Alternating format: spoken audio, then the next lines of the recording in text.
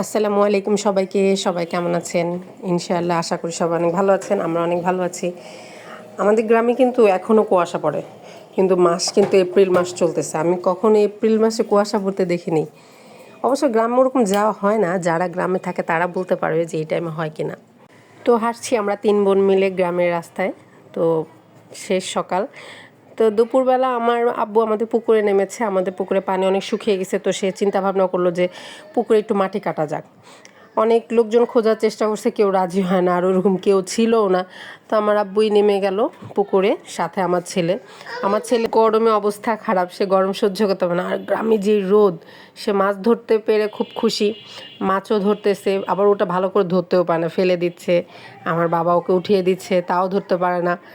আজকে প্রথম দিন তো একটু ট্রাই করতেছে, ইনশাল্লাহ শিখে যাবে, কারণ ও এগুলোর মধ্যে খুব এক্সপার্ট। আর ওইসব বাচ্চার মতো না যে ময়লা ধরা যাবে না, অনেক বেশি ধুলা বালি ময়লা আবর্জনা সব ধরে। কোনো কিছুতে তার কোনো ধরনের কোনো সমস্যা হয় না। আমি রাগারাগি করলেও বলে না, মা একটু করি, একটু ধরি, এই সেই।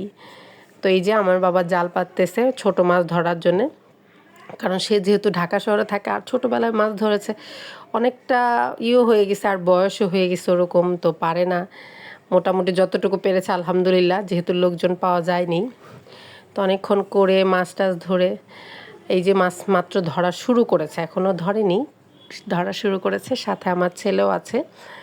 তো সবার জানি না কার কার গ্রামে পুকুর আছে কিনা, কিন্তু আমাদের পুকুর আছে।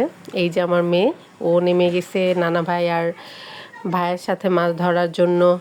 তো সে এনজয় করতে, একটু মজা করার চেষ্টা করছে। তো দেখা যাক, সে তাকিয়ে তাকিয়ে দেখছে যে তার মা কী করছে আর তারা কী করছে। সে কথা বলতেছে যে মা আমিও ধরবো, নানা ভাইয়ের সাথে আমিও মাছ ধরবো। তো আমি বলছি তুমি ধরো। এই যে লাস্টের দিকে আমার মাও নেমে গেছে আমার বাবাকে সাহায্য করার জন্য, কারণ ওইভাবে বেশি একটা মাছ ধরা যাচ্ছিল না। তো দুজন মিলে নেমে গেল মাছ ধরার জন্য। দেখা যাক কতটুকু মাছ ধরতে পারে। কিছু মাছ ধরেছে, দেখি কাছে আসলে কি কি মাছ হয়। এই যে আমাদের পুকুরে মাছ, দেশি পুকুরতে দেখা যায় সরপুঁটি মাছ থাকে। এই যে ছোট ছোট কয়েকটা দারকিনা মাছ ধরছে, আমাদের দেশে দারকিনা বলে। ছোট সরপুঁটি, তারপর আর কি কি যেন মাছ, তেলাপিয়া মাছ আছে, তারপর হচ্ছে রুই ছেড়েছিল, রুই আছে, পাঙ্গাস ছেড়েছিল পুকুরে। অবশ্য সেগুলো উঠেনি, আজকে শুধু সরপুঁটি আর ছোট মাছ ধরবে, কারণ আমার ছোট মাছ অনেক বেশি পছন্দ। আর বাচ্চারা বড় মাছ সরপুঁটিটা ভাজা করে খাবে। এই যে সাথে আমার ছেলে মেয়ে, আমার বাবার সাথেও, যেগুলো একটু ছোট ছোট সেগুলো ছেড়ে দিচ্ছে, আর যেগুলো খাওয়ার উপযুক্ত হয়েছে সেগুলো সব রেখে দিচ্ছে। যেহেতু আমরা গ্রামে সবাই গিয়েছি, তো এই মাছে আমাদের কিছু হবে না। তো আমার মা তার ভাইকে ডেকে নিয়ে আসলো যে চল আমাকে কিছু মাছ ধরে দে। সাথে অন্যান্য বাচ্চারাও নেমে গেল।